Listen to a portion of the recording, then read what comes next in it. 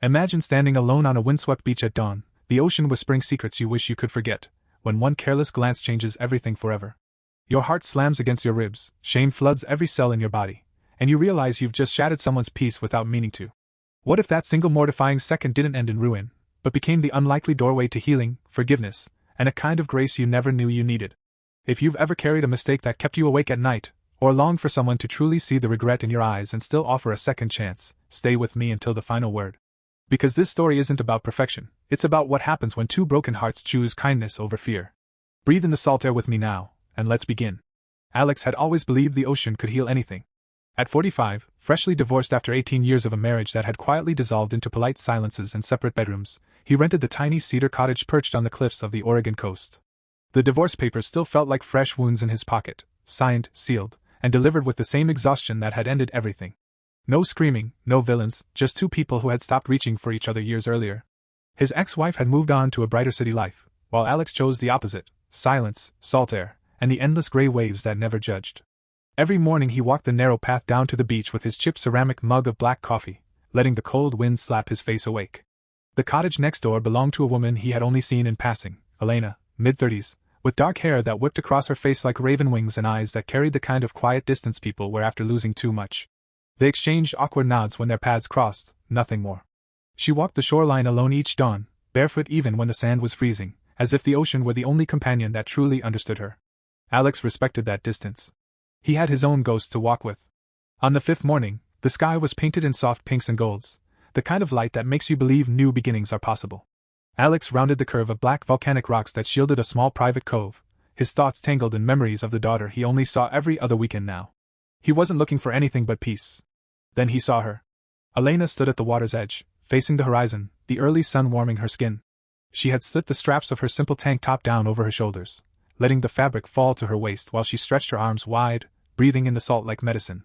It was clearly a private moment, maybe to feel the sun fully, maybe to let go of whatever weight she carried. Alex's brain registered the image in less than a heartbeat, but his body betrayed him. He froze. His eyes lingered a second too long before horror slammed into him like a rogue wave. She turned. Their eyes locked across the wet sand. Time didn't just slow, it fractured. Her face shifted from serene to stunned, then to something sharper: hurt, embarrassment, and a flash of old fear that made Alex's stomach drop through the earth. He spun around so fast his coffee spilled across his shoes, burning his fingers. "I'm sorry." The words came out strangled, swallowed by the wind before they could reach her. He practically ran back up the path, heart hammering so loudly he could hear it over the crashing surf. Inside the cottage he slammed the door, leaned against it, and slid to the floor. His face burned hotter than the spilled coffee. What had he done? He wasn't that kind of man. He had never been that kind of man. Yet in one careless glance he had made her feel exposed, violated, unsafe in the one place she came to feel free. The guilt was immediate and merciless. He replayed the moment 1,000 times, the way her shoulders had relaxed before she saw him, the sudden tension when she did. He imagined how small she must have felt. He thought of his own daughter, and how he would feel if any man ever made her feel that way. Self-loathing settled into his bones like damp sand that never dries. He avoided the windows. He ate cold cereal standing at the sink. He didn't sleep. Every creak of the neighboring cottage made him flinch. For 3 full days he became a ghost in his own rented life, replaying every failure of his marriage, how he had stopped noticing his wife's need for privacy, how he had taken closeness for granted until it vanished. Now he had done the same thing to a stranger. On the 4th morning the curtains next door stayed tightly drawn. Elena's usual beach walk never happened.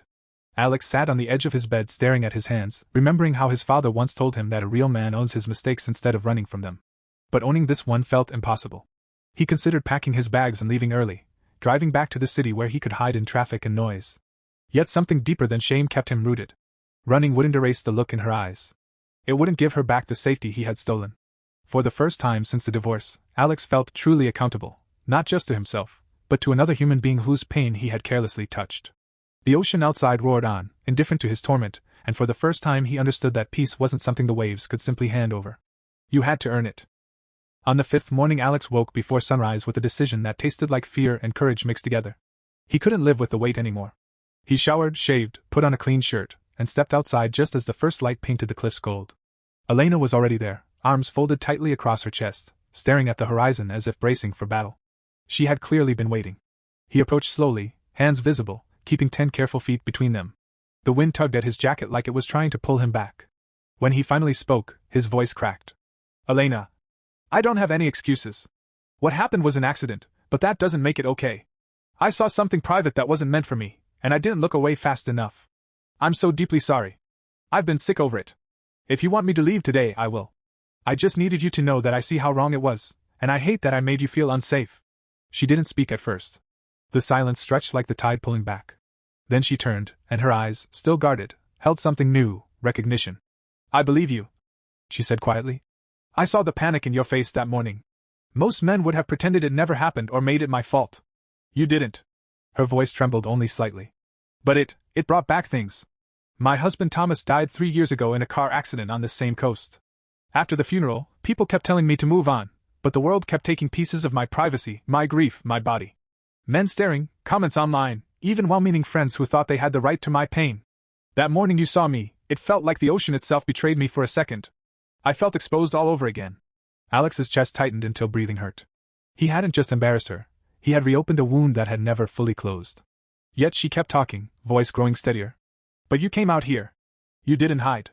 That matters. From that fragile beginning, something shifted. They didn't become friends overnight. Trust rebuilt like the tide, slow, patient, inch by inch. They began walking the beach at different times, then eventually the same time, always with respectful distance. Conversation started small. The weather, the names of seabirds, the way the fog rolled in like forgotten memories. Alex told her about the divorce, how he had slowly become a stranger to the woman he once loved, how he was terrified of repeating old patterns. Elena shared stories of Thomas, how he used to dance with her in the kitchen, how the ocean had been their sanctuary. She admitted the topless moment had been her trying to feel alive again, to reclaim her body after years of grief making her feel invisible. Week by week the walls crumbled. One evening they sat on driftwood watching the sunset bleed across the water. Alex confessed that the accident had forced him to look at every place in his life where he had stopped truly seeing people. Elena admitted that his genuine remorse had reminded her that not every man was there to take. Forgiveness didn't arrive with fireworks. It arrived in quiet nods, shared thermoses of coffee, and the decision to keep showing up. On his last morning at the cottage, Alex packed his car as the sun rose. Elena stood farther down the beach, wrapped in a soft gray shawl, watching the horizon. When he walked over to say goodbye, she turned and offered the smallest, bravest smile he had ever seen. Thank you for choosing to make it right, she said. Most people don't. He nodded, throat too tight for words, and handed her a small envelope. Inside was a simple note. You taught me that respect isn't what we intend, it's what we prove after we mess up. Thank you for your grace. As he drove away, the ocean kept rolling behind him, constant and forgiving. Alex wasn't the same man who had arrived broken and ashamed. He carried something new, the quiet certainty that our worst mistakes don't have to define us if we refuse to let them. They can become the exact moments when we learn how powerful a sincere apology can be, how strong forgiveness truly is, and how two strangers sharing the same shoreline can heal in parallel without ever needing to fix each other. The inspiring message is this: life will hand you moments so mortifying you want to disappear. But if you choose to face them with honesty instead of excuses, and if the other person finds the courage to offer grace instead of walls, those moments stop being endings and become the beginning of something beautiful.